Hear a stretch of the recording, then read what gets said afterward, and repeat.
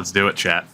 This is a big time, a big moment. The 95-96 draft. For chat's team, the approach is pretty obvious. It's put Michael Williams on the board. Pretty much keep Jerry Stackhouse. You can keep Lamont Murray as well. But Stacey Augmon at 27 makes sense. For the record, Stackhouse would be a 3.5 star. Lamont Murray would be a 2.5. But those are two decent young players. You could put LaBradford Smith there. You don't have too much value outside of that. Thompson guy's 31, so he doesn't actually have value. Haywood's not worth anything. So, yeah, there's not much. You know, the only other two pieces would be Stackhouse and Murray, just to see what you get for them. And honestly, that's probably the safest thing you could do, is just put them both on the block and see what you could get. At least find out. There's pretty much no reason to not stack up the block like this to at least find out what you can get while making those 96 draft picks untouchable. You can see that Lakers pick has the most value outside of your own. There's really no reason to not set up the block like that just to know. For me, unless I were to use my nuke right now, my team will be too good this year. So I'm going to try to do the best of both worlds. I'll flat out tell you my strategy. I'm going to see if I can win. And if at the trade deadline I'm not convinced or I don't get the missing piece that I might need, I'm using my nuke at the deadline. I'm going to see if my team can be legit. And if they can't be, I'm using my nuke at the deadline to get right in line with where you guys are. So, this is going to be interesting. But Penny, look at the value of Penny and Alonzo Mourning, too. And worst case, if the nuke doesn't work, then I still have one hell of a core. One hell of a core indeed. So in terms of who goes on the block, all the younger dudes that might have some value that I can actually put on the block are going. So I'm going to put my own pick there. How much is that Pistons pick worth? About the same. That's going to be my approach to start this season. Chat's strategy is pretty straightforward. Mine's a little bit more muddled. The bullets, I mean, you might as well. You could run with the 7. You could run with the fucking 10. You could expand the bench as much as you wanted, really. You might as well have at least 10 for Haywood's sake and to try and make the team worse. For myself, I'm going to run 11. Try to spread the wealth. But yeah, Jason Caffey being my starting power forward is not ideal. Yeah, that's the plan there. Let's see what happens. The most anticipated draft post Shaquille O'Neal is on the horizon. How are things going to work out is the question. As the Bullets already get an offer, it's Michael Williams for 27-year-old Bimbo Coles and Miami's 1999 first rounder. Avarice, yeah, we just kind of leave it up to chance. 99 draft, Sean Marion, Elton Brand, Manu Ginobili, Jason Terry, Andre Miller. That should, I mean, again, the only reason to not take this is if you hope that Michael Williams gets you a pick this year. That's the only reason. But that 99 draft is pretty good. I mean, there are 5 players with at least a 100 win share in their career. That's a pretty fucking good draft. There's nobody that's approaching like a 200, but that's a pretty damn solid draft. And then you could also just look to flip Bimbo Coles. Michael Williams, there's no guarantees that you get to move him.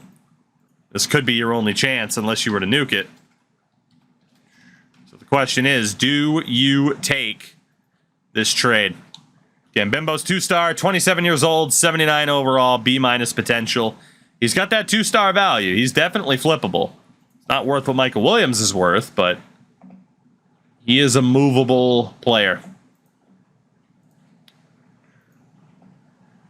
Again, you could go and get some picks, get a pick for a decent draft. Get 5 really good players. Quality is a little bit spotty here and there, midway through the first round.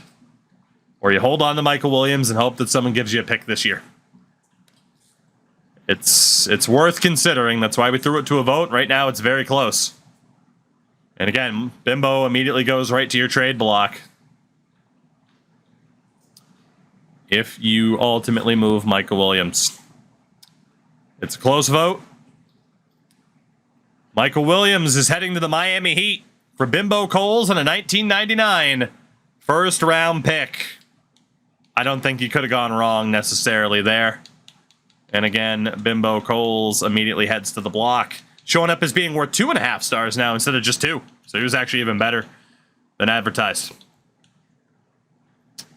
Bullets 0-2 to start the season, by the way. We'll follow along with them for a little bit as they are losing games hand over fist. The Bullets get another offer. This one's not going to be worth it as much. Kevin Willis is an old man at this point. Your roster's terrible, AJ. So, case in point by the record.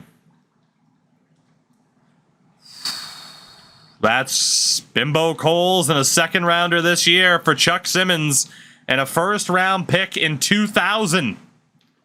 Chuck Simmons, 25 years old, B- potential. Again, same situation unless you think you can hold out for a 96 first. The 2000 draft, though, is pretty shit. I will tell you, the 2000 draft is shit. You know how I mentioned that there were 5 players from the 99 draft with at least a career win share, which you could equate to WAR, a win share of at least 100?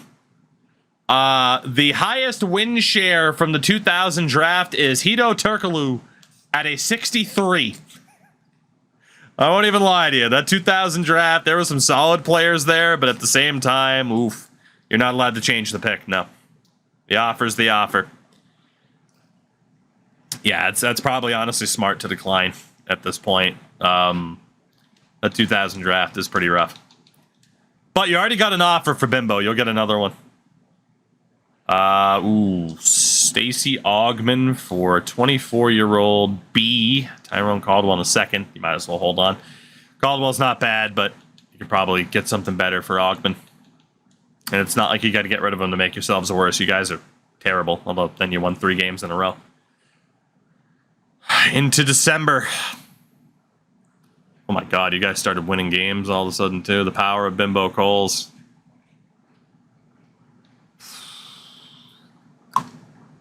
Randolph, Childress, Cherokee Parks in a second. This dude's 23 and a B+.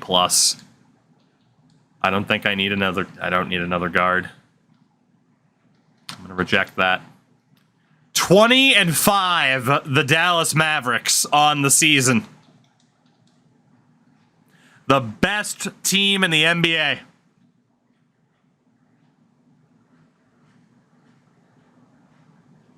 And that's while running an extended bench.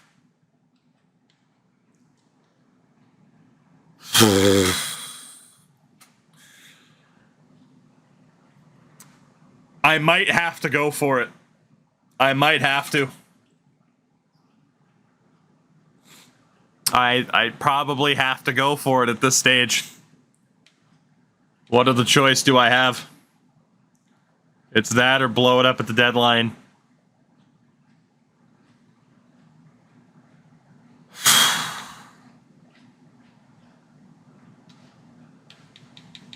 We're about a month out from the deadline right now.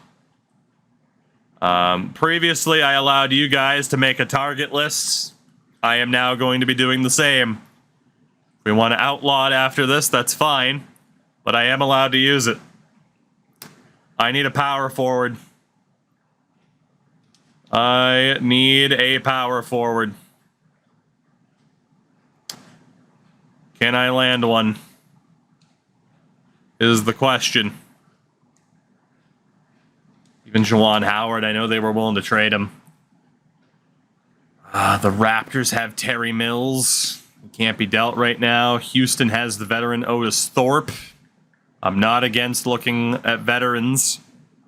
Rockets have Donnell Marshall. I should get rid of Ellis and Coleman. I'll aim for a 3-star. See if a team's willing to budge. Terry Cummings, the legend. Honestly, Kevin McHale, can't do it. Wayman Tisdale, can't do it.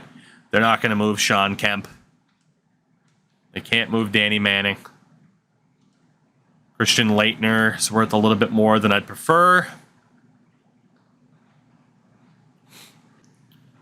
There's Victor Alexander. Can't do it. Detlef Schrempf just signed there. So did Horace Grant. Vin Baker from Philadelphia is worth a little bit more than I'd prefer. Let's go all the way back to the Sixers. Kevin Garnett. Yeah, he's God, the fact that the Bucks got Kevin Garnett second overall is insane. They do have Rodney Rogers. He'd be a pretty good fit for me. Well, right now you guys got no choice. Like you've made your bed of focusing on the drafts. Now's the question: do I beat you? Do I beat you before we even get to the 96 draft? If my team starts to slide, then I still blow it up at the deadline. So there's no guarantees of how this is going to go. Dice is worth a little bit more than I'd prefer. What about Hot Rod? Hot Rod's only worth 2.5. That's not bad. Didn't mean to take out Rodney Rogers, but that's okay. Just to double check. AC Green. Sam Perkins is a veteran. I think that's what I'm going to go with for now. A couple veteran options. Let's see what happens over the next month leading to the deadline. You guys have 4 first-rounders in 96 as it stands.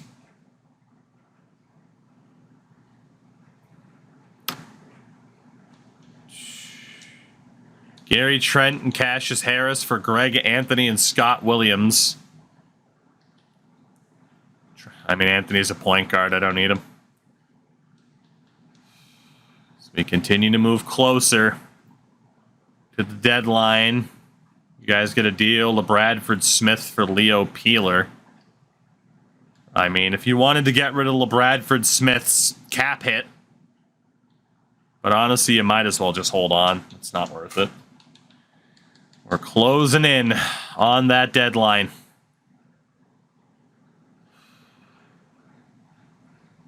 Ratliff for a different center. It's not what I need. I'm going to add different players to the block for me because this hasn't worked so far. Let's get Marshall, Thorpe, and Howard out of there. I need to add different players. Charles Oakley. Cliff Robinson wouldn't be too bad for me either. Weber would be too expensive. Kenny Gaddison. Danny Ferry. Wouldn't mind getting Dennis Rodman at this deadline. Less than 2 weeks away. Bullets get an offer. Lamont Murray for a dude named Adam Keefe and Thurl Bailey. Keefe is 25. Bailey's old. It's not worth it. Oops. Send through date. We're getting closer to the deadline. Mitch Mullins, 24, C-. Haywood's 22 and a B-. Not worth it for you guys. Just over a week.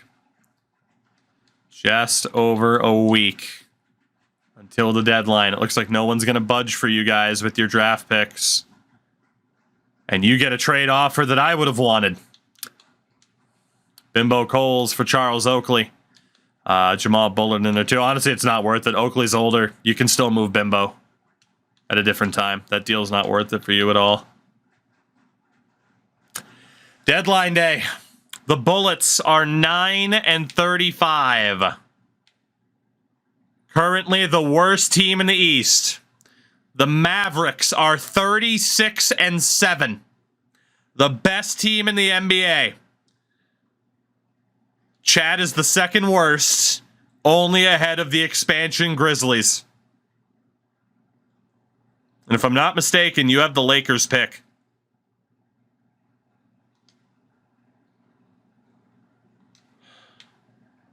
Wow.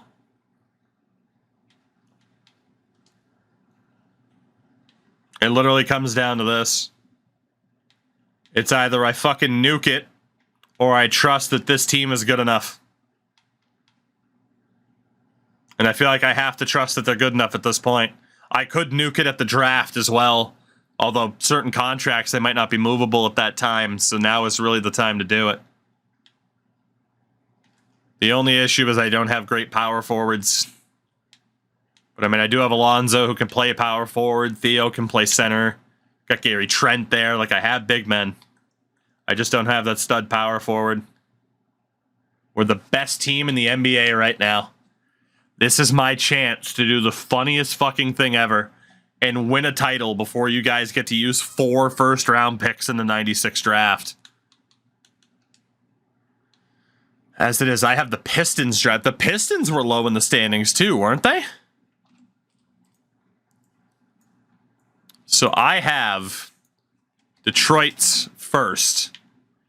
You guys have your own, Sacramento's, Houston, and you do have the Lakers pick. So if we look at the standings,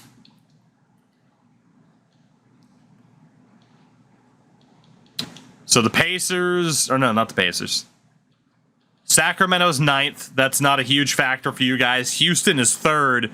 The big win for you right now is that Lakers pick. As it stands, you have 2 picks in the top 5 for the lottery, but I have the Pistons pick, and they're top 3 in the lottery right now. I could go for it and still fucking end up with Kobe Bryant.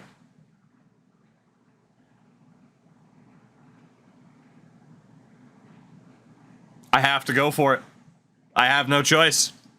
I have to go for it.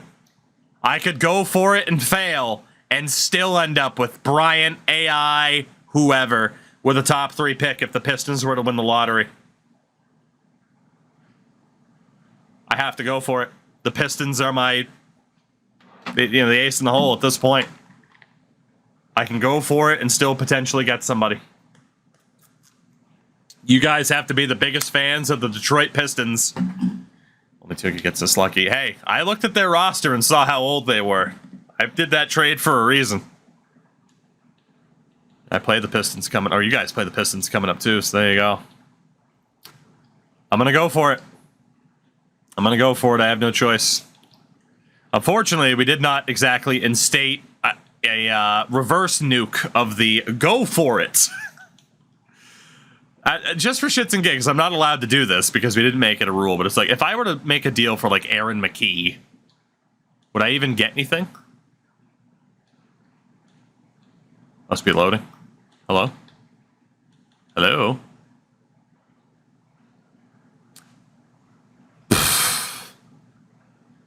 Fuck.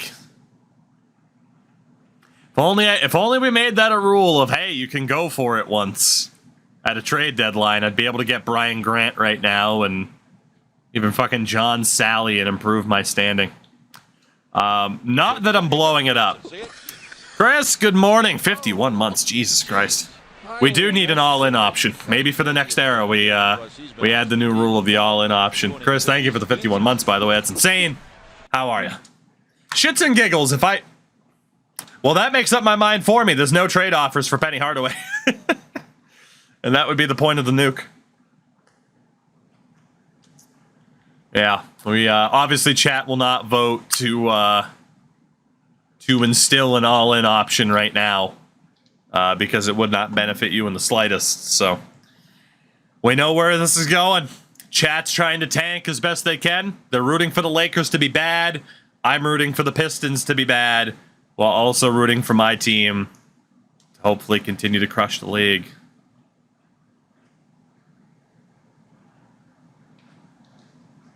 Gary Trent and a 97 top 3 protected. For Cleveland's 98 top 3 protected, and Jared Mustaf, who is a power forward.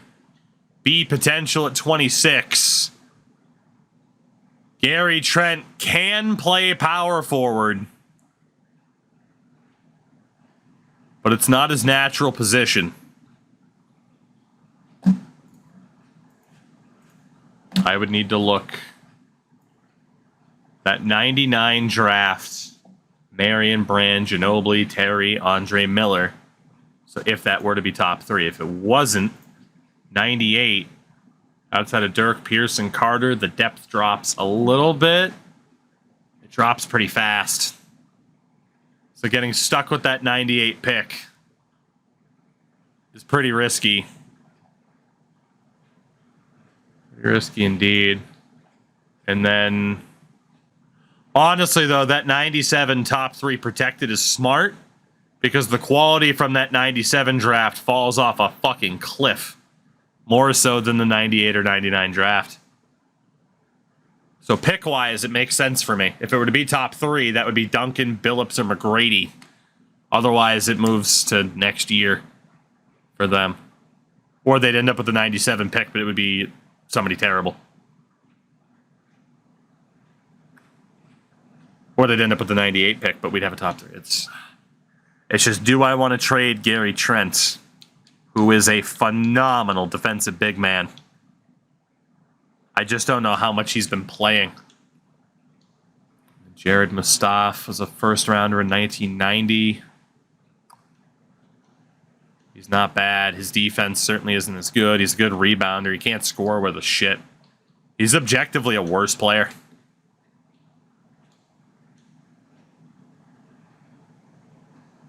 I'm going to decline that. I want to keep Gary Trent.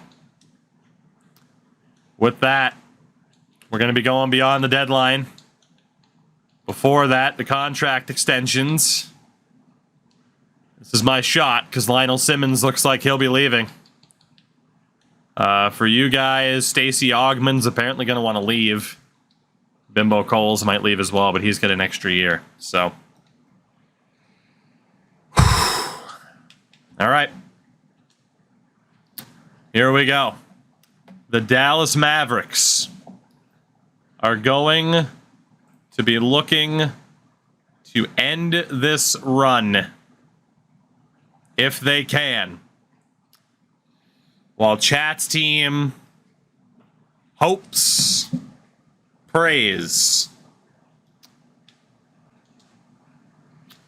for a failure in the postseason and lottery luck as the Mavericks continue, up until that point, but continue for the most part to be the best team in the NBA. 61 wins now, and we're not even in April. Hard to believe there'll be a better team in the regular season. It's not best team in the regular season that we're looking for. Orlando's Shaquille O'Neal has won league MVP at 24 years old. Rookie of the Year, Milwaukee's Kevin Garnett. Atlanta, you fucking idiots. The sixth man of the year, also a rookie, Donyell Marshall for San Antonio. Defensive player of the year, David Robinson. Most improved, Toronto's Nick Van Exel. Coach of the year, Dallas's Gus Westbrook. We also had the executive of the year. First team All-NBA is Kenny Anderson, Michael Jordan, Larry Johnson, Kevin Garnett as a rookie, and Shaq. Your all-defensive team, David Robinson, Vin Baker, Pippen, and injured Jason Kidd, and Michael Jordan. Your all-rookie team is KG, Joe Smith, Damon Stoudemire, Antonio McDyess, and Big Country, Bryant Reeves. The Dallas Mavericks, the number 1 seed, also for those who thought the Celtics were screwed because they lost Larry Bird, LOL. Number 1 seed in the East. The Dallas Mavericks, the top seed in the Western Conference, the top team in the NBA. However, look at the strength of the West with essentially 6 50-win teams. Though the East wasn't that much further off, but we did have 3 fucking teams in this conference win 60 games.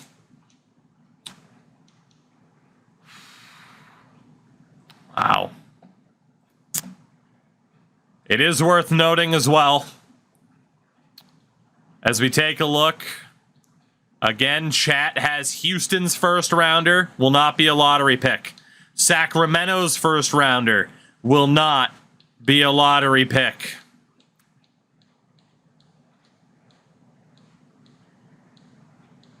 The Lakers will be a lottery pick for you guys. The Pistons will be a lottery pick for me with top 3 odds. Chat finishes second worst in the league. 1 more win than Vancouver. So chat has the second best lottery odds. And then you still have the Lakers in the top 7. The Pistons give me the 3rd best odds in the lottery. I don't know if the Grizzlies rule is in there about first overall. If it is, then indeed you guys do have the top pick. But, as we know, lottery odds in this game, pretty nuts. So chat is now focused solely on the drafts and what they get. But they might not get anything. That is the reality of this situation. They might not get a damn thing.